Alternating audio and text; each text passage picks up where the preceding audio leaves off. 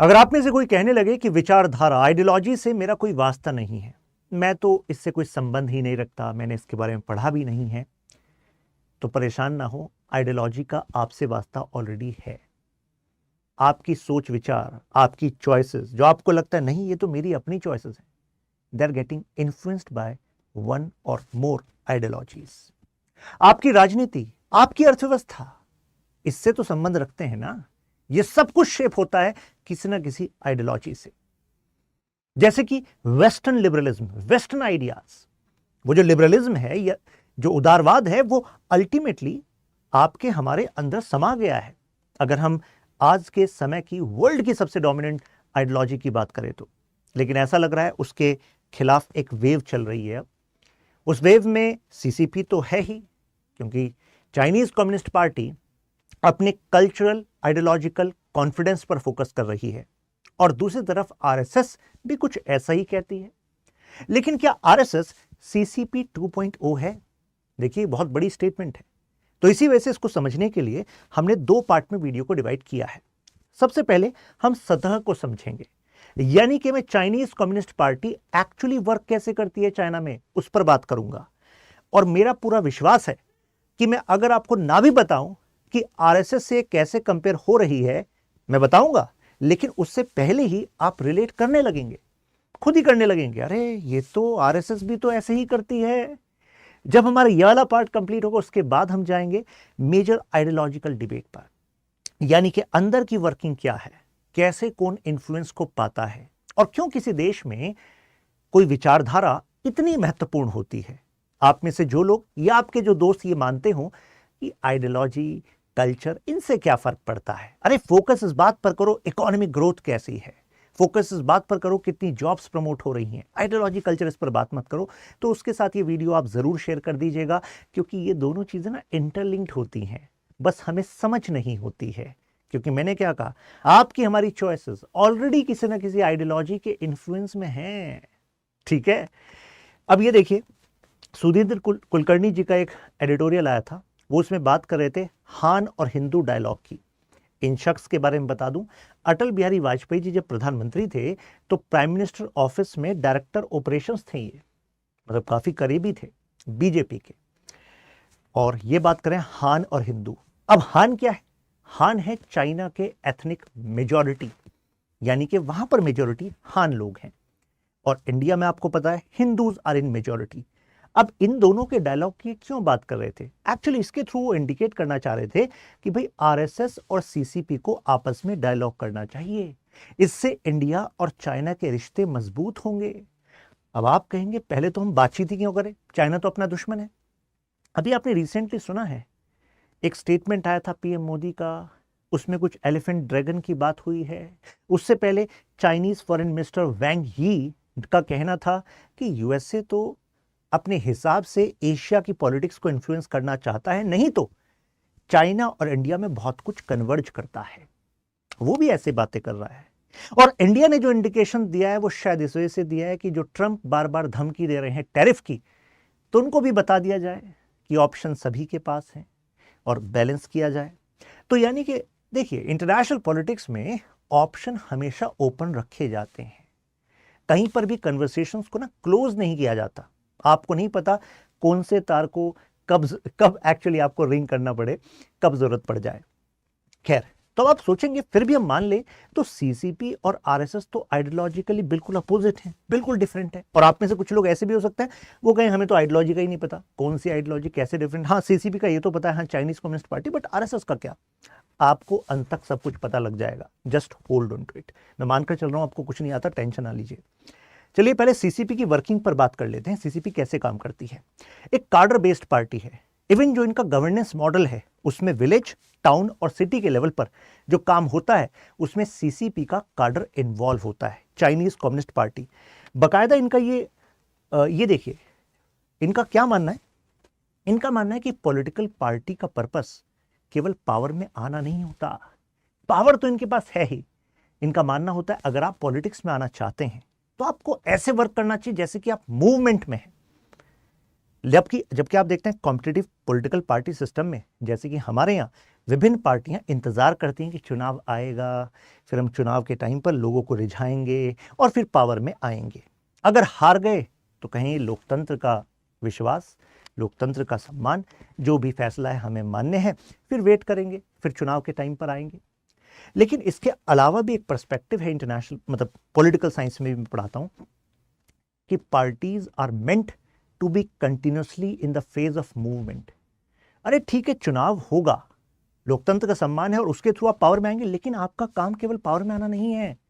आपका काम है लगातार एंगेज करना पब्लिक से गवर्नमेंट को, मतलब यू आर लाइक ब्रिज। तो गवर्नमेंट जो पॉलिसी बनाती है ग्राउंड पर इंप्लीमेंट कराओ, क्योंकि गवर्नमेंट के पास अपनी ह्यूमन कैपेबिलिटी लिमिटेड है। तो ये काम ये लोग कराते हैं, सीसीपी वाले लोग काम कराते हैं। इवन लोकल लेवल पर जो इनकी यूनिट होती है, उसका जो लोकल सेक्रेटरी होता है वो एक्चुअली ज्यादा खास होता है लोगों का देन शी जिनपिंग। क्योंकि भाई शी जिनपिंग ठीक है भाई प्रेसिडेंट है, बट अल्टीमेटली उनके सारे काम कौन कराएगा? ये कराएगा। और ऑफिशियली गवर्नेंस में एंगेज होते हैं ये ऑफिशियली। बाकायदा चाइनीज कम्युनिस्ट पार्टी का एक ऑर्गेनाइजेशन का डिपार्टमेंट है जिसमें कि रिक्रूटमेंट के लिए वो 3 क्वालिटीज देखते हैं: leadership, commitment to the party. Commitment to the party का मतलब होता है कि आपकी पार्टी आइडियोलॉजी के लिए क्या कमिटमेंट है, और तीसरा, you should have willingness to serve the community. यानी कि ये 3 क्वालिटी होंगी तब जाकर आपको कार्डर में इन्वॉल्व किया जाएगा। देखिए, चाइनीज कम्युनिस्ट पार्टी की मेंबरशिप तो लेनी होगी, लेकिन उसके बाद ये क्वालिटी होंगी, तब आपको ये जिम्मेदारियां दी जाएंगी। उनका कहना है कि हम जैसे लोगों को रिक्रूट करते हैं तो फिर इनको ग्रास रूट पर एक्सपीरियंस देना होता है, उनको पता लगे कि क्या चुनौतियां हैं। इसी वजह से चाइनीज कम्युनिस्ट पार्टी बड़े भरोसे से बताती है कि हमने मतलब 50 सालों में इतने लोगों को गरीबी से बाहर निकाल दिया जितने पूरे एशिया में सारे देश मिलकर गरीबी से बाहर नहीं निकाल पाए। यह अपने आप में बहुत बड़ा आंकड़ा है। कैसे कर पाए? यहां पर चाइनीज कम्युनिस्ट पार्टी का जो अपना ग्रास रूट स्ट्रक्चर है उसका भी एक बड़ा रोल रहा। जैसे यूनिवर्सिटी से ग्रेजुएट्स हुए तो उनको कहा गया कि भाई आपके करियर डेवलपमेंट के लिए जरूरी होगा, अगर आप चाइनीज कम्युनिस्ट पार्टी के साथ हैं, that you have to engage into these rural areas, और वहां पर जो ग्रास रूट पर समस्याएं हैं उसको समाधान करने में आपने कुछ ना कुछ रोल निभाना है। फिर इन्हीं काडर को ट्रेन करते हैं, आइडियोलॉजिकली भी ट्रेन करते हैं कि भाई अल्टीमेटली हम सब एक लाइन में होने चाहिए। आप कहेंगे sir why they are focusing on ideology again and again? Because ideology का मतलब क्या है? Set of ideas having common objective. अरे जब तक एक कॉमन ऑब्जेक्टिव नहीं होगा तो सारे के सारे लोग एक बॉन्ड में आएंगे क्या? जब तक एक बॉन्ड नहीं होगा तब तक कोई स्ट्रॉन्ग नेशन बनेगा क्या? नहीं बनेगा। फिर इनका फोकस होता है ड्यूटीज पर कि भाई आपकी हमारी ये सब ड्यूटीज हैं। अब यहां पर इंटरेस्टिंगली ये डिफरेंट है from the liberal idea of western countries. जैसे वेस्टर्न कंट्रीज में आपने देखा होगा ज्यादा फोकस किस पर होता है? आपके अधिकारों पर, इंडिविजुअल राइट्स पर। आप समाज से ये अधिकार रखते हैं, देश से मतलब स्टेट से ये अधिकार रखते हैं। लेकिन चाइनीज कम्युनिस्ट पार्टी का कहना है कि यार ये जो प्रॉब्लम है, ये वेस्टर्न नेशंस का जो आइडिया है ना, इंडिविजुअल राइट्स, इससे प्रॉब्लम भी हो जाती है। क्योंकि इंडिविजुअल अपने आप को समाज से अलग और ऊपर मानता है। वो हर संभव वो कोशिश करता है कि जिसमें उसका राइट, उसका अधिकार मिले, भले ही वहां पर समाज का नुकसान भी हो रहा हो, क्योंकि उसकी माइंडसेट यही हो जाएगा ना, बचपन से बैठ जाएगा कि मेरा अधिकार, इंडिविजुअल। जबकि चाइना का मानना है, इसकी सीसीपी का मानना है कि भाई कम्युनिटी पर फोकस होना चाहिए, फोकस ऑन ड्यूटीज। आपका क्या कर्तव्य है? अगर हर कोई अपना कर्तव्य का पालन करेगा तो भाई हर किसी के दूसरे के अधिकार तो खुद ही मिल जाएंगे। और कर्तव्य पालन के लिए आपको चाहिए स्किल, तो फोकस करो, उन स्किल को गैदर करना है बचपन से ही। चाइनीज अपने बच्चों को सिखा रहे हैं, सीसीपी की एक ट्रेनिंग है कि हर एक लेवल पर करिकुलम में ये बात जानी चाहिए that you have to gather skill so that you can do your duty, and that's how you can actually make your society in China strong. Ideology के लेवल पर यहां पर 3 कमिटमेंट हमें दिखते हैं। पहला है मार्क्सिस्ट लेनिनिस्ट प्रिंसिपल। एक्चुअली जो कार्ल मार्क्स थे उन्हीं की बात कर रहे हैं, लेकिन कार्ल मार्क्स के सारे आइडियाज को चाइनीज कम्युनिस्ट पार्टी ने नहीं माना। कुछ आइडिया लेनिन के लिए, तो इस वजह से हम मार्क्सिस्ट लेनिनिस्ट मानते हैं। वो इस वजह से क्योंकि मार्क्स तो चाहते ही नहीं थे कि चाइनीज कम्युनिस्ट पार्टी मतलब या कम्युनिस्ट पार्टी जैसी कोई हो। मतलब वो खुद अगर जिंदा होते कहते यार ये बताओ मतलब मेरे नाम से क्या क्या चल रहा है, मैंने तो कहा ही नहीं था कभी कोई पार्टी बने। क्योंकि मार्क्स का मानना था कि अगर कोई पार्टी बनती है तो कुछ लोगों के पास ताकत आती है, ताकत कंसेंट्रेट होती है, तो अल्टीमेटली उससे सोसाइटी में इनइक्वालिटी आती है, असमानता आती है, और वो इस तरह की असमानता के खिलाफ थे। उनका कहना था अगर पावर में असमानता होगी तो भाई सब इकोनॉमी में भी असमानता होगी, कुछ ज्यादा अमीर होंगे, कुछ गरीब होंगे, ऐसा ही होगा। तो इस वजह से उनके हिसाब से जो रिवोल्यूशन होना था वो तो स्पॉन्टेनियस होना था, यानी कि एक दिन इतना ज़्यादा गैप हो जाएगा अमीर और गरीब में, then workers of the world are going to unite together and they are going to break the chains, और वायलेंस होगा और उसके बाद फिर वो सपना उनका पूरा होगा, पहले सोशलिज्म और फिर आपका अल्टीमेटली कम्युनिज्म। लेकिन वो मार्क्स का सपना कभी पूरा नहीं हो पाया। फिर हमने देखा लेनिन 1917 रशियन रेवोल्यूशन, आप वर्ल्ड हिस्ट्री में पढ़ते हैं तो लेनिन ने कहा कब तक वेट करेंगे मार्क्स के सपने के पूरे होने की कि खुद होगा स्पॉन्टेनियस रेवोल्यूशन। अरे खुद बनाते हैं चाइनीज कम्युनिस्ट पार्टी, मतलब उन्होंने वहां पर कम्युनिस्ट पार्टी बनाई थी, जिसके बाद रशियन रेवोल्यूशन हुआ, यूएसआर हुआ बना। यहाँ पर फिर माओ ने कहा यार हम भी अपनी कम्युनिस्ट पार्टी बनाएं। तो माओ से पहले भी लीडर्स हुए लेकिन माओ फेस बन गए, क्योंकि जिस समय ये जो कम्युनिज्म की रिवोल्यूशन है, जो क्रांति है, जब वो सफल हुई तो उस समय वही देश उस चाइनीज कम्युनिस्ट पार्टी के फेस थे। खैर फिर वो लीडर बन गए। तो एक आइडियोलॉजिकल कमिटमेंट तो ये है कि भाई अल्टीमेटली जो प्रोलेटेरिएट है, जो रिवोल्यूशनरी क्लास है, मतलब वो मानते थे माओ, जो माओ का थॉट, माओ ज़ेडुंग का थॉट इससे कनेक्टेड है कि भाई अल्टीमेटली रिवोल्यूशन से ही बदलाव होगा, कंसेंट्रेशन ऑफ वेल्थ नहीं होने देना, नहीं तो इनइक्वालिटी है, एक्सप्लॉयटेशन आ जाएगा, और एक्सप्लॉयटेड सोसाइटी कभी लॉन्ग टर्म नहीं चल सकती क्योंकि लोग ही आपस में डिवाइडेड रहेंगे। और तीसरा शी जिनपिंग। आप कहेंगे शी जिनपिंग की थॉट, लेकिन जब भी हम चाइना के इतिहास को पढ़ते हैं तो हम तीन लोगों का जिक्र करते हैं। माओ ज़ेडुंग जो पीपल रिपब्लिक ऑफ चाइना के संस्थापक हैं, उसके बाद डेंग जियाओपिंग जिन्होंने आज के चाइना को बनाने में मदद की, यानी कि architect of modern China, 1980s में जो ट्रांजिशन था वो डेंग जियाओपिंग के टाइम पर था, और तीसरा शी जिनपिंग। लेकिन शी जिनपिंग का नाम यहां पर है क्यों? क्योंकि डेंग ने क्या किया था, डेंग जियाओपिंग ने उन्होंने ट्रांजिशन किया कि हाँ चाइनीज कैरेक्टरिस्टिक्स का एक सोशलिज्म रहेगा लेकिन मार्केट में कैपिटलिज्म ले आएंगे। लेकिन शी जिनपिंग उससे कुछ अलग कर रहे हैं। अब शी जिनपिंग कह रहे हैं कि now you have to get back to the roots, यानी कि आप में कल्चरल आइडियोलॉजिकल कॉन्फिडेंस लाने की जरूरत है। वो कुछ ऐसा कर रहे हैं जो इससे पहले ना तो माओ ने फोकस किया था और ना ही डेंग जियाओपिंग ने फोकस किया था। और क्यों नहीं किया था वो आपको अभी पता लगेगा जब मैं इसकी अंदर जाऊंगा। अभी तो मैं सतह पर बात कर रहा हूं कैसे वो काम कर रहे हैं। चाइनीज कम्युनिस्ट पार्टी के अपने स्कूल्स भी होते हैं। स्कूल्स कुछ कनेक्ट हो रहा है क्या? यहां कंपैरिजन आरएसएस से चल रहा है, जो लोग अभी अभी जुड़े हैं इस टॉपिक में। तो स्कूल्स होते हैं और हर एक लेवल पर होते हैं, जहां पर स्टूडेंट्स को जो फॉर्मल कुरिकुलम है वो तो पढ़ाया जाता है, साथ में जो आइडियोलॉजिकल कमिटमेंट है उसके लिए जगाया भी जाता है, so that they can serve China in future, right. अब आते हैं जरा संघ की शक्ति पर, और संघ की शक्ति कहां है? शाखाज में है। और शाखा समझते हैं आप, डेली गैदरिंग होती है आरएसएस मेंबर्स की, और इसके थ्रू लाखों शाखा मेंबर्स जो हैं अब फुल टाइम, या फिर मतलब आप कह सकते हैं कि कितने सारे ऐसे लोग हैं जो फुल टाइम भी आरएसएस के कॉज के लिए कमिटेड हैं, राइट। और वैसे लाखों लोगों को इंपैक्ट करता है, उनको किसी ना किसी तरीके से एंगेज रखता है।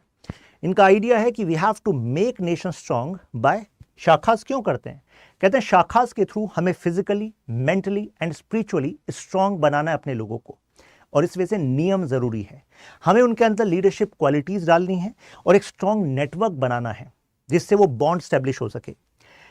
जो आरएसएस है उसका जो आइडियोलॉजिकल बेस है वो ट्रेडिशनल हिंदू या फिर इंडियन कल्चरल प्रैक्टिस है। When I am saying the word Hindu, तो हालांकि आरएसएस ये कहता है कि यहां पर हिंदू शब्द का इस्तेमाल एक ज्योग्राफिक और कल्चरल एंटिटी के तौर पर समझिए, यानी कि हिंदू शब्द केवल सनातन धर्म, मतलब सनातन धर्म मतलब वे ऑफ लाइफ। तो उनका कहना है कि चाहे मुस्लिम है चाहे क्रिश्चियंस हैं, जो भी इस भूभाग में हैं जिसको हम भारत कहते हैं, उन सब का संबंध उस कल्चर से है। तो they should be proud in their culture. अब वो उनका ये भी मानना है, अभी मैं खैर अपने आप को थोड़ा सा रोकता हूं क्योंकि अंदर वाली डिबेट अभी आने वाली है, ठीक है। ये बात पता लगी कि हाँ Hindu, traditional Hindu, Indian practices are the base, और शाखाज में Surya Namaskar, yoga, physical warm up, इन सबको कराया जाता है। कहा जाता है कि you have to be connected, यानी कि ग्रास रूट पर जो शाखाज हैं उनके जो संचालक होते हैं वो कनेक्टेड रहते हैं। प्रोमिनेंट लोग जो हैं उस एरिया के, जो नए मतलब मोबिलाइज हो रहे हैं उस तरफ के लोग, प्लस उनको जो ज़रूरतें हैं, चाहे वो गरीब हैं चाहे अन्य अन्य यू कैन से सेक्शंस हैं, तो कोशिश ये की जाती है कि भाई संपर्क सबसे बनाकर रखा जाए। देखिए एक फेमस सेइंग है आरएसएस की कि email is for information and संपर्क इज़ फॉर इंस्पिरेशन। आप कहेंगे संपर्क, मैं जो कनेक्शन की बात कर रहा था ना, संपर्क जरूर है। संपर्क का मतलब क्या है कि आरएसएस के जो मेंबर्स हैं वो आसपास लोगों के घर जाएंगे, दुकानों पर जाएंगे, मिलेंगे, विदाउट एजेंडा, लेकिन उनसे कन्वर्सेशन करेंगे फ्रेंडली पोलाइट मैनर में, जिससे कि वो समाज की नब्ज को पहचान सकें। अगर केवल वो कोई एजेंडा रखेंगे तो फिर लोग कनेक्ट नहीं होंगे। तो संपर्क जरूरी है, संपर्क से ही फिर वो धीरे धीरे आपका बेस मजबूत होता है। आरएसएस में एक ये धारणा है और ये से पद्धति है कि भाई देखो, रूटीन ब्रेक नहीं होना चाहिए, नो हॉलीडेज। आप कहेंगे ऐसा क्यों? क्योंकि रूटीन से हमारी लाइफ ऑर्गेनाइज होती है, उससे जब आप इस शाखा का पार्ट बनते हैं तो एक बॉन्ड बनता है, क्योंकि अब वो आपकी लाइफ का एक इंटीग्रल पार्ट बन जाता है। जब लाइफ का इंटीग्रल पार्ट बनता है, लगातार आप उसको करते हैं, तो उन लोगों से जुड़कर रहते हैं, तो तभी आपकी कलेक्टिव स्ट्रेंथ आती है। देखिए इसमें लॉजिक क्या दिया जाता है, और आप कहेंगे कि यार बिल्कुल साइकोलॉजिकली भी ये बिल्कुल सही बात है। आरएसएस का कहना है कि डेली बेसिस पर जब हम अपने, चाहे जो भी आप इकोनॉमिक वर्क करते हैं, आप पढ़ते हैं, जॉब करते हैं, समाज में एंगेज होते हैं, तो ऐसा होता है कि जैसे एक बर्तन होता है, जब उसमें कुछ खाना खा लिया जाता है तो उसके बाद वो थोड़ा गंदा हो जाता है, फिर आप उसको साफ करते हैं। इसी तरीके से हमारा शरीर और हमारा मन है, शरीर और मन को भी हमें लगातार साफ करने की जरूरत पड़ती है। यानी कि लगातार कुछ ना कुछ मैस हमारे लाइफ में होता है। जो भी हम कर्म करते हैं, किसी भी तरह का एक्शन, चाहे वो आप एक्शन कर रहे हैं, सोच रहे हैं, सुन रहे हैं, तो सोचना, सुनना, करना, इन सब से कुछ ना कुछ एस्पेक्ट हमारा ऐसा होता है जो थोड़ा सा दूषित हो जाता है, क्योंकि इन्फ्लुएंस भी तो है। तो ऐसे में अगर आपको वाकई समाज में इंस्पिरेशन बनना है, लीडर बनना है, तो भाई आपकी आंतरिक शुद्धि जरूरी है। और उसके लिए क्या करना पड़ेगा? आपको मतलब शाखा का जो नियम है उसको पालन करना पड़ेगा, जिससे कि आप फिजिकल, मेंटल और स्पिरिचुअली बार बार अपने आप को वॉश करते रहें और वो स्ट्रेंथ को रिवाइटलाइज करते रहें। आरएसएस एजुकेशन के लिए विद्या भारती संस्थान का इस्तेमाल करती है। आपने सुना भी होगा, जैसे सरस्वती शिशु मंदिर, सरस्वती विद्या मंदिर। आप में से जो लोग मतलब आरएसएस से संबंधित इन स्कूल से रहे हैं, जरा कमेंट कीजिएगा और कमेंट में बताइएगा कौन सा वो मंत्र था जो प्रोमिनेंटली आपको उस समय का याद है। पर्पस में इसलिए कह रहा हूं क्योंकि इन स्कूल में जो रूट्स, कल्चरल रूट्स हैं, उस पर स्ट्रेस दिया जाता है। जो भारतीय कल्चर और वैल्यूज हैं, they should be the base of Indian education, इस पर फोकस किया जाता है।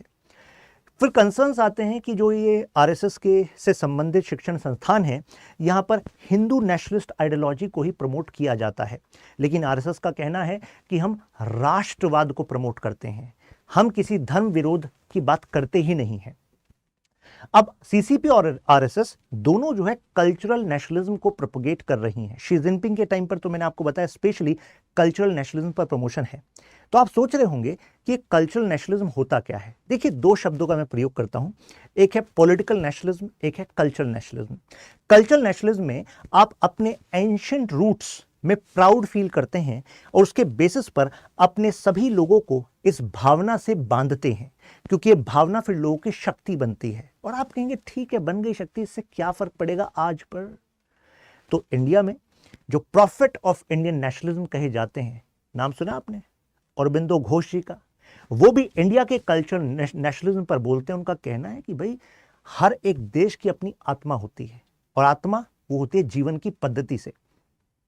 अगर कोई भी देश के लोग, किसी भी देश के लोग अगर अपनी रूट से कनेक्टेड नहीं है, उसमें प्राउड नहीं फील करते, तो ऐसे में they can be exploited easily, because they don't have confidence, they don't have something unique to contribute.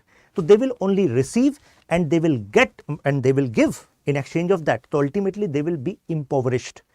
तो भाई अल्टीमेटली स्ट्रांग तो आप तभी होंगे ना जब आपके पास अपनी कोई कोर स्ट्रेंथ होगी, राइट? तो स्केल के लेवल पर हम देखें तो आइडियोलॉजी वाकई किसी देश की स्ट्रेंथ को बनाता है, क्योंकि जब वो कमिटमेंट आता है तो लोग उस तरीके से काम करते हैं, उसका एक बड़ा इंपैक्ट आता है। जैसे एग्जांपल, जापान का कल्चरल नेशनलिज्म। जापान सोचिए, मतलब हिरोशिमा नागासाकी होने के बाद बर्बाद हो गया था, लिटरली यूएसए मतलब कंट्रोल कर रहा था। इवन जो कॉन्स्टिट्यूशन बना उसमें भी यूएसए का बड़ा रोल था। लेकिन कितने कम समय में वो एक डेवलप्ड नेशन बन गया, मेजर टेक्नोलॉजी पावर बन गया। कहा जाता है इसके बीच में जो वहां के लोगों का अपना एक कमिटमेंट है कि yes, they are proud of their ancient culture, their bond, their commitment to work ethic. क्योंकि जब आप लोगों को बांध देते हैं ना एक साथ एक आइडेंटिटी में, तब वो जो वर्क एथिक वाला आइडिया है वो भी प्रमोट हो सकता है। बट सबसे पहले वो आइडियोलॉजिकल बॉन्ड जरूरी है, राइट? तो ये आइडिया है। जबकि पॉलिटिकल नेशनलिज्म की जब मैं बात करता हूं तो यहां पर हम फोकस करते हैं कि यार we are one because we have this constitution, we have this government, we have these rules, these laws that we need to follow. तो एक्चुअली चाइना जब बन रहा था, मैं बात करूं चाइनीज कम्युनिस्ट पार्टी के रिवोल्यूशन की, तो उस समय पर भी चाइना में ना दो पावर थी. एक तरफ थी कुमिनटांग, तो बेसिकली कुमिनटांग पार्टी नेशनलिस्ट पार्टी थी, वो भी पॉलिटिकल नेशनलिज्म पर काम कर रही थी, और दूसरी तरफ चाइनीज कम्युनिस्ट पार्टी थी. तो माओ जेडोंग ने भी पॉलिटिकल नेशनलिज्म को चुना, कल्चरल नेशनलिज्म को नहीं. इसका एक कारण कहा जाता है कि चाइना के कल्चर में हमने देखा पास्ट में चाइना वॉज एक्सप्लॉइटेड, यानी कि जैसे आप पढ़ेंगे सेंचुरी ऑफ ह्यूमिलिएशन, जहां पर जो आपके कॉलोनियल पावर्स हैं सदर्न साइड से, जहां पर आज आप हांगकांग वाला एरिया देखते हैं, उस साइड से एक्सप्लॉइट किया गया चाइना को. ईस्टर्न साइड से एक टाइम पर मतलब जापान ने एनेक्सेशन कर लिया था. चाइना हैज सीन कि एक्सप्लॉइटेशन हुआ है, और उसका एक रीजन रहा है कि they were not able to bond themselves as one and they could not develop itself as a strength. तो एक बात तो पता लग गई कि केवल कुछ कल्चरल प्रैक्टिसेस की बात करने से स्ट्रेंथ नहीं आती. स्ट्रेंथ के लिए पैसा भी चाहिए, इकोनॉमिक स्ट्रांग होनी चाहिए, स्ट्रेंथ के लिए हथियार भी चाहिए, मिलिट्री स्ट्रांग होनी चाहिए. आपको नहीं लग रहा कि शायद शी जिनपिंग वही काम कर रहे हैं कि देखो इकोनॉमिकली स्ट्रांग हो गए, मिलिट्रीली स्ट्रांग और ज्यादा होते जा रहे हैं, अब इस पर अगर कल्चर की लेयर लगा देंगे तो शायद वो कैटलिस्ट की तरह काम करेगी. और इस समय दुनिया जो चाइना को काउंटर करने की कोशिश कर रही है, तो उसमें China will stood strong and China will achieve the agenda of Pax Sinica, यानी कि दुनिया में चाइना की हेजेमनी. और Sinica word is representing the cultural uniqueness, ancient root of China. वो ये कर रहा है. नाउ चाइनीज कल्चरल नेशनलिज्म तो आपको समझ में आया, यानी कि उनकी जो वैल्यूज हैं, मेमोरीज हैं, उसको रिवाइटलाइज करना चाहते हैं, क्योंकि इससे आप लोगों को बांध सकते हैं एक साथ. और पॉलिटिकल नेशनलिज्म को क्यों चुना था माओ ने? क्योंकि उन्हें पता था कि यार मुझे मॉडर्नाइजेशन करना है, मुझे मॉडर्न इंस्टीट्यूशंस भी लाने हैं, और साथ में उस मॉडर्न इंस्टीट्यूशंस को साथ लाने के लिए मुझे देखना पड़ेगा कि अगर चाइना में इधर हान चाइनीज है, जिसको हम कहते हैं चाइना प्रॉपर, मतलब ये भी कहा जाता है, हालांकि चाइना चिढ़ जाता है इस बात पे, क्या कह रहे हो चाइना प्रॉपर, लेकिन ये कहा जाता है चाइना प्रॉपर, ये वाला एरिया ईस्ट वाला. यहाँ पर है तिब्बत, तिब्बत बहुत बड़ा पार्ट है, ये आपका शीजिंगजैंग वाला रीजन, ये इस तुर्किस्तान वाला रीजन. तो कहने का मतलब ये है माओ जेडोंग को पता था कि भाई देश के कई टुकड़े हो जाएंगे कल्चर के नाम पर, एथनिसिटी के नाम पर. अगर इस पर जोर दिया तो इनको अगर एक साथ लाना है तो बड़ा अम्ब्रेला चाहिए, और बड़ा अम्ब्रेला क्या था? Political nationalism. तो political nationalism was a bigger umbrella कि we are one because this is the rule, this is the ideology, right. इस वजह से उन्होंने चुना था. लेकिन अब वो ऐसा क्यों कर रहे हैं? क्योंकि चाइना ऑलरेडी काफी कुछ कर चुका है, जिसमें कि उन्होंने बुद्धिज्म को भी एसिमिलेट कर दिया है. ह्यूमनिस्टिक बुद्धिज्म कह रहे हैं, जिसमें कि चाइनीज कम्युनिस्ट पार्टी ने इन्फिल्ट्रेट कर लिया है. मतलब कि रिलीजियस इंस्टीट्यूशंस, कल्चर इंस्टीट्यूशंस को भी उन्होंने सिमिलराइज कर, मतलब एक साथ लाने की कोशिश करी है, जिससे कि उनकी रूट्स अल्टीमेटली चाइना के कल्चर से कनेक्ट हो जाए. तो जो डर माओ को था, वो डर अब इतना शी जिनपिंग को नहीं है, और इस वजह से वो कल्चरल कॉन्फिडेंस की बात कर रहे हैं, क्योंकि अब वो ऑलरेडी कर चुके हैं. जैसे चाइनीज कम्युनिस्ट पार्टी कहा जाता है is less liberal now. Less political liberal का मतलब है कि अब वो उतनी ज्यादा उदार नहीं है, अब वो मतलब स्ट्रिक्टली अपनी आइडियोलॉजी, अपने कल्चर पर बात करने लग रही है, राइट. अब आरएसएस की बात करते हैं. आरएसएस तो कल्चरल नेशनलिज्म की बात कर ही रही है. अब देखिए आरएसएस पहले से कहती आ रही है कि देखो भाई जो भी इस एरिया में है वो हिंदू ही है. अब आप कहेंगे ये तो बुरा मानने वाली बात है. आरएसएस का कहना है कि देखो हिंदू कोई एक धर्म नहीं है, वो एक जीवन पद्धति है, जीवन जीने का तरीका है. अब है क्या कि आपने एक जगह पर एक शब्द का प्रयोग एक तरीके से सुना, तो अब आप उसी को इस्तेमाल कर रहे हो.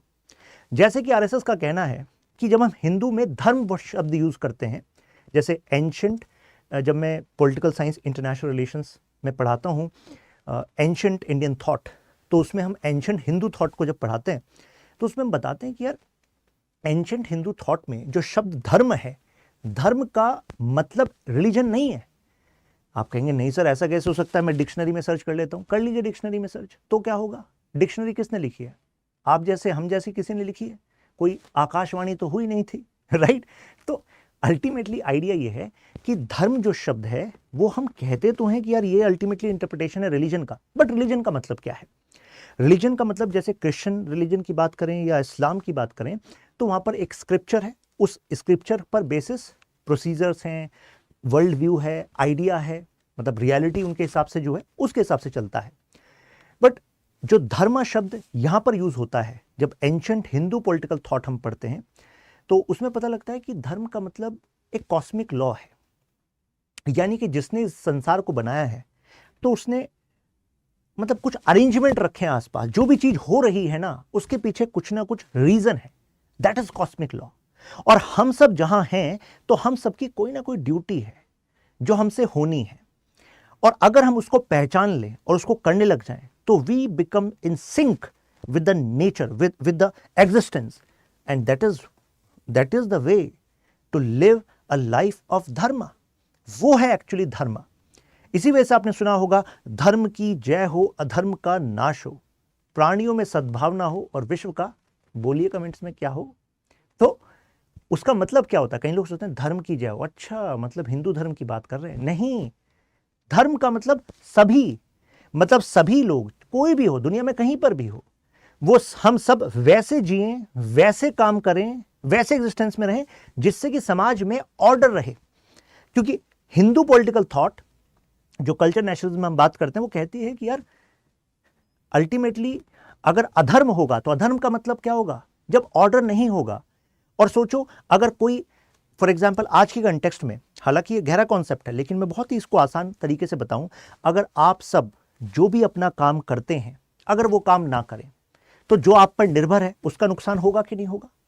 तो अल्टीमेटली पुलिस का जो काम है, जुडिशरी का जो काम है, मेरा जो काम है, मुझे अच्छे से अपना काम करना चाहिए, आपको अच्छे से अपना काम करना चाहिए। अगर हम सब अपना काम पूरी ईमानदारी, मतलब पूर्णता किसी काम में मौजूद नहीं रहेंगे तो भाई साहब फिर अच्छा काम हो कहां पाएगा? नुकसान ही होगा, फिर तो ऑर्डर डिस्टर्ब हो जाएगा। सोचो पुलिस जुडिशरी ना रहे तो क्या ही होगा, आप शायद शांति से क्लास ही ना देख पाए, है कि नहीं? तो कहने का मतलब यह हुआ कि अधर्म और धर्म ये बहुत ही गहरा कॉन्सेप्ट है। ये केवल कोई किसी बुक में जो बातें लिखी हैं उसको फॉलो करना ही नहीं है। इसी वजह से कहा जाता है जीवन पद्धति है, और जीवन पद्धति समय के साथ इवॉल्व हो सकती है। और इसी वजह से वो कहते हैं कि, इसी वजह से RSS is not a fundamentalist organisation. उनका ऐसा मानना है, क्यों? क्योंकि फंडामेंटलिस्ट का मतलब होता है कि स्ट्रिक्ट होना, कि नहीं हम तो यही हैं, यही मानेंगे। लेकिन आरएसएस का कहना है we are pragmatic, we are malleable. और देखो 1925-30 से और आज आरएसएस के जो वे ऑफ वर्किंग है उसमें आप चेंज देखेंगे, कई सारे उनके जो स्टैंड्स हैं उसमें इवोल्यूशन देखेंगे। लेकिन क्या कोई फंडामेंटलिस्ट ऑर्गेनाइजेशन ऐसे इवॉल्व करेगी? नहीं। इवोल्यूशन तो वही करेगा जो प्रैग्मेटिक हो। जो इवोल्यूशन नहीं करेगा वो होगा फंडामेंटलिस्ट, कट्टर। तो वो कहेंगे कि हिंदू शब्द और आरएसएस के साथ अगर कोई कट्टर शब्द यूज कर रहा है तो शायद वो टेक्निकली रॉन्ग है, क्योंकि we are pragmatic, we are understanding the situation which India needs. तो इनका कहना है कि हम उसमें बात नहीं करते। जैसे कहा जाता है कि माइनॉरिटीज के खिलाफ है, तो आरएसएस कहती है कि हम माइनॉरिटीज के खिलाफ क्यों होंगे भाई? क्योंकि जो देश में रह रहे हैं वो देश के नागरिक हैं, वो भारतीय हैं। तो हर एक भारतीय उसी संस्कृति का भाग है। हम तो केवल ये कह रहे हैं कि जो आपकी संस्कृति है उसको, उसके खिलाफ मत खड़े होइए, मतलब उसका सम्मान करिए। आपको जैसे प्रेयर करनी है, जैसा आपको जीना आप जिए। क्योंकि भारत की जो जीवन पद्धति, जो एंशिएंट टाइम से, जिसको वो कह रहे हैं हिंदू शब्द से आ रही है, सनातन से आ रही है, उसमें अपनी बात किसी पर थोपी नहीं जाती, लेकिन रेस्पेक्ट किया जाता है कि वी ऑल आर वन। जब तक आप अपने आप को एक नहीं मानेंगे एंशिएंट कनेक्शन से, तब तक तो दूसरे आकर आपका एक्सप्लॉयटेशन ही करते रहेंगे। तो आरएसएस इसी वजह से कल्चरल रिवाइवल की बात करती है, कहती है कि जैसे दिल्ली सल्तनत का पीरियड था, मुगल्स का पीरियड था, ब्रिटिश का पीरियड था, तो उस समय पर कितने सारे चेंजेस देश में आए। और कई बार हमें हमारे संस्कृति और हमारे इतिहास के बारे में इस तरीके से इंटरप्रेट करके बताया गया जिससे कि हम अपनी संस्कृति, अपने इतिहास को ही कमजोर माने। कमजोर, और जो अपने आप को कमजोर मानता है उसको गुलाम बनाना आसान है, उस पर अपनी इकोनॉमिक सिस्टम, अपने पॉलिटिकल आइडियाज, अपने तौर तरीकों को थोपना आसान है। वो सोचेगा अरे अगर मैं पढ़ लिख गया हूं तो इसका मतलब है कि मुझे वैसा दिखना, वैसा होना चाहिए। तो आरएसएस कहती है क्यों होना चाहिए? मतलब अगर चाहते हो, तुम्हारा चॉइस है तो ठीक है, लेकिन ऐसा नहीं है कि तुम अभी कमजोर हो। ऐसा नहीं है कि तुम यही समझो कि नहीं वैसा ही डेवलप्ड होगा और कोई तरीका नहीं है। तुम अल्टरनेटिव वे भी सोच सकते हो, राइट? और अगर उनके पास कुछ बेटर तरीका है स्ट्रांग होने का, यस, उसको भी अडॉप्ट करो। देश को तो मजबूत करना पड़ेगा। तो ये इनका आइडिया है। तो उनका कहना है कि यहां पर जब वो शब्द का इस्तेमाल कर रहे हैं तो वो बाइनरीज की बात नहीं करते। बाइनरीज का मतलब होता है कि ये मेरा धर्म, ये तुम्हारा धर्म। आरएसएस का कहना है हमारे हिसाब से जो कल्चरल नेशनलिज्म है उसमें मेरा धर्म तेरा धर्म जैसी कोई चीज नहीं होती। हिंदू मुस्लिम और ये क्रिश्चियन के अगेंस्ट ऐसा कोई कुछ नहीं होता। फिर आप पूछेंगे फिर सेकुलरिज्म के खिलाफ कैसे हैं आप? तो आरएसएस का कहना है कि जो सेकुलरिज्म की परिभाषा इंटरप्रेट करी थी आईएनसी ने, इंडियन नेशनल कांग्रेस ने, तो उसने कुछ स्पेशल आइडेंटिटी बेस्ड राइट्स की बात कही, जैसे कि एक कॉन्सेप्ट है मल्टीकल्चरलिज्म। अब मल्टीकल्चरलिज्म का जो कॉन्सेप्ट है आप कहेंगे हाँ बहुसंस्कृतिवाद, लेकिन एक्चुअल जो एप्लीकेशन है वो ये है कि भाई अगर किसी की संख्या कम है, फॉर एग्जांपल माइनॉरिटीज हैं, तो भाई उनके स्पेशल राइट्स होने चाहिए, जिससे कि मेजोरिटेरियनिज्म ना हो, दूसरे लोग बहुल में हैं मेजोरिटी में तो उनको विक्टिम ना वो बन जाए। तो आरएसएस कहती है विक्टिम क्यों बनेंगे जब हम सब एक ही हैं। वो अपना धर्म फॉलो करें, अपनी प्रेयर अपना फॉलो करें और बाकी लोग अपना प्रेयर करें, लेकिन हम सब वन है, एंशिएंट रूट एक है। उनका कहना है जो सेकुलरिज्म की परिभाषा आईएनसी ने अडॉप्ट करी, इंडियन नेशनल कांग्रेस ने अडॉप्ट करी, उसकी वजह से आपने देश के लोगों को बांट दिया है। अब क्योंकि आपने उसको special identity they the on the base of right, identity रखी अपने धर्म के को जैसे वो मानते हैं, लेकिन अगर आपने कानूनी रूप से ही उसको एक अलग दर्जा दे दिया तो अब उसी कम्युनिटी के लोग और आपके दूसरे कम्युनिटी के लोग भी उसी आइडेंटिटी को एक्सप्लॉइट करेंगे अपनी वोट बैंक पॉलिटिक्स के लिए। तो इनका कहना है कि हम जो सेकुलरिज्म की डेफिनेशन के खिलाफ हैं वो है जो समाज को, भारत को तोड़ती है। इसका मतलब बिल्कुल नहीं है कि हम भारत को ऐसा बनाना चाहते हैं जिसमें कि सर्वधर्म संभाव ना हो। सर्वधर्म संभाव हो, अल्टीमेटली कनेक्शन हमारे अपने एंशिएंट रूट से हो। जैसे इनका एक लॉजिक है, अभी मैं दिखाऊंगा आपको। इनका कहना है लुक एट इंडोनेशियाज एग्जांपल। अब इंडोनेशिया एक मुस्लिम मेजोरिटी नेशन है, मुस्लिम मेजोरिटी नेशन है, लेकिन इंडोनेशिया की आप एम्बेसी देखेंगे वॉशिंगटन डीसी में, यूएसए में, तो वॉशिंगटन डीसी में अपनी एम्बेसी के बाहर उन्होंने एक मूर्ति लगाई हुई है। जरा मैं वो मूर्ति भी आपको दिखा देता हूं, फिर मैं कनेक्शन करूंगा उसी डिबेट से। अब वो मूर्ति एक्चुअली सरस्वती जी की है, ये देखिए। तो उनका कहना है कि अगर मुस्लिम नेशन ऐसे अगर वो देखता है कि उनके एंशिएंट रूट में ऐसा है, राइट, कि वहां पर हिंदू धर्म भी था, क्योंकि आप देखते हैं ना जो हमारा सदर्न वाला पार्ट है वहां से जो किंगडम्स हैं, फॉर एग्जांपल चोलाज, उन्होंने एक्सपेंड किया, और इंडोनेशिया के जो अभी आप आइलैंड्स देखते हैं वहां पर भी हिंदू धर्म को फॉलो करने वाले लोग आज भी हैं, और उस समय पर और ज्यादा होता था। तो इनका कहना है कि अगर मुस्लिम मेजोरिटी नेशन को कोई उनको गलत नहीं लगता अगर वो अपने एंशिएंट पास्ट को में प्राउड फील करे कि हाँ भाई एक समय पर ये भी एक पार्ट था कल्चर का, तो आज अगर कोई ऐसा कहता है तो उसको नीचे तरीके से क्यों देखा जाए, क्यों उसको माना जाए कि भाई ये तो समाज को तोड़ने की बात करेगा, ऐसा क्यों माना जाए? तो यानी कि it's a debate which needs to be discussed. I think अभी आपको क्लियर हो गया होगा ये वाला पॉइंट, राइट? यहां तक क्लियर है? अगर क्लियर है तो मेंशन अल्ट्रा क्लियर। तो इनका मानना है कि देखो पॉलिटिकल रिलीजन, हम दोनों एस्पेक्ट को लेकर चलते हैं, लेकिन रिलीजन मतलब धर्म, धर्म मतलब मैंने बता दिया आपको क्या है। तो ये भी एक तरीके से रिक्लेम कराना चाहते हैं कॉन्फिडेंस, और आरएसएस ग्राउंड पर ये सोशल वर्क में एंगेज रखती है। और प्लस आज ऐसा लगता है आरएसएस के प्रति और ज्यादा अट्रैक्शन इस वजह से भी आया है क्योंकि आपको पता है नेशनल लेवल पर जो लीडरशिप है उसका लिंक आरएसएस से है। तो अब जो यूथ है उसको लगता है कि yes they can also contribute into leadership in future, तो इस वजह से भी एक आरएसएस का हम रिवाइवल देख रहे हैं। आरएसएस 2017 में ये एक अलग से कॉन्क्लेव करी, इसमें 700 के आसपास एकेडमिशियंस आए, जिसमें कि वाइस चांसलर्स भी थे, 51 यूनिवर्सिटीज़ से ज़्यादा कही जाती हैं स्टेट और सेंट्रल यूनिवर्सिटीज़ के, और वहाँ पर फोकस इस बात पर था कि ट्रू नेशनलिस्ट एकेडमिया कैसे लाया जाए, क्योंकि किसी भी देश की संस्कृति और किसी भी देश की अर्थव्यवस्था, राजनीति में जो कुछ भी होता है वो कहीं ना कहीं किससे कनेक्ट है?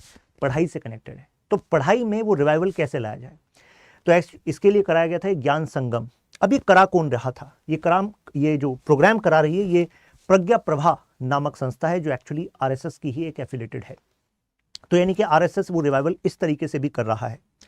आरएसएस का कहना है कि भाई देखो फैक्ट्स में उन्होंने डिक्लेयर कर रखा है कि we are not anti minority, we don't believe in binary, क्योंकि देश को डिवाइड करोगे तो देश कमजोर होगा।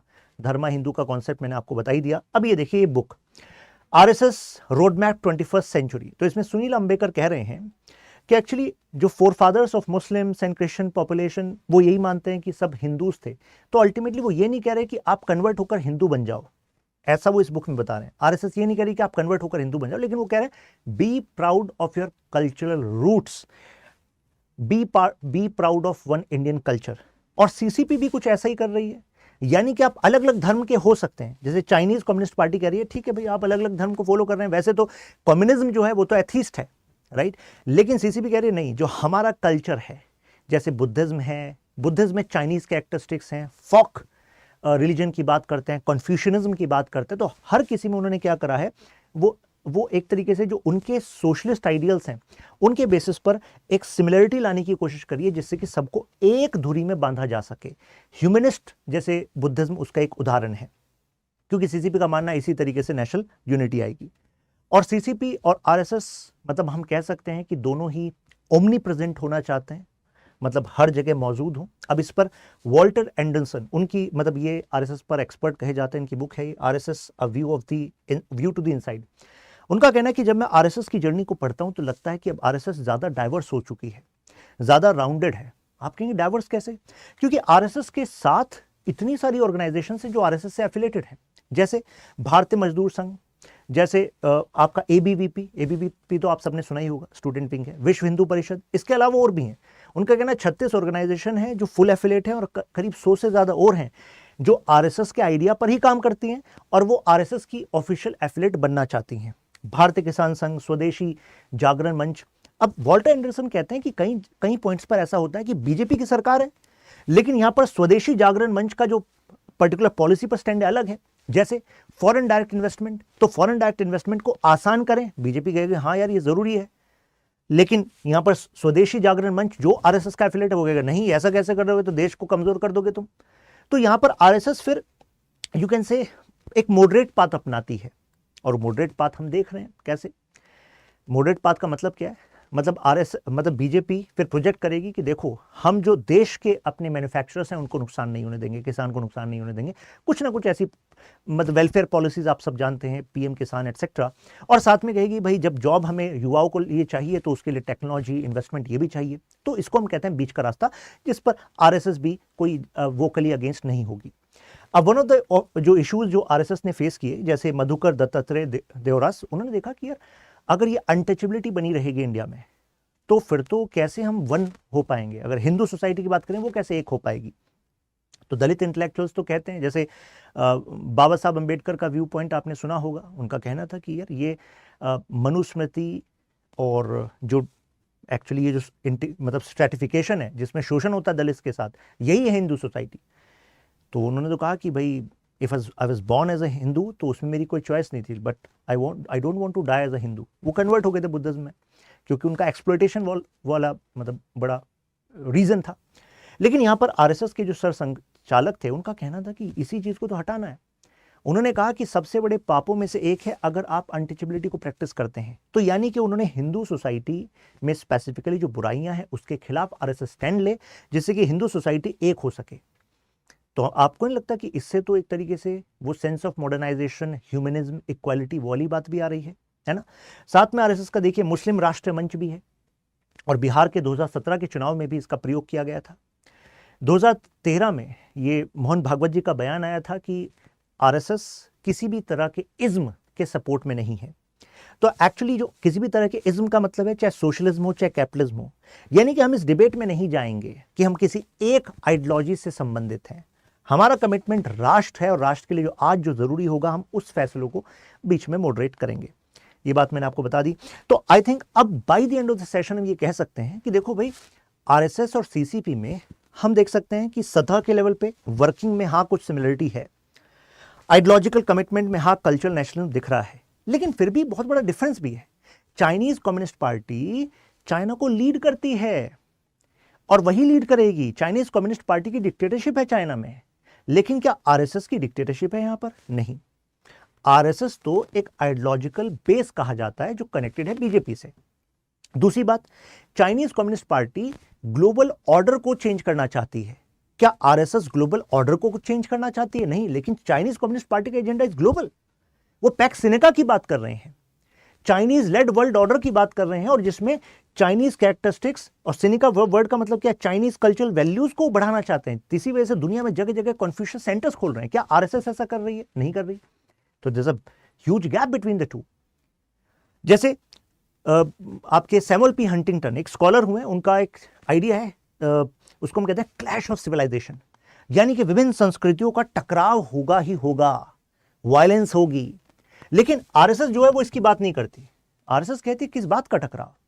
वो कहती है कि सनातन धर्म जिस आइडिया को हम प्रमोट कर रहे हैं, तो एक्चुअली वो टकराव की बात करता ही नहीं है। हर एक संस्कृति में कुछ अच्छी चीज हो सकती है जो वो दुनिया में कंट्रीब्यूट कर सकती हैं।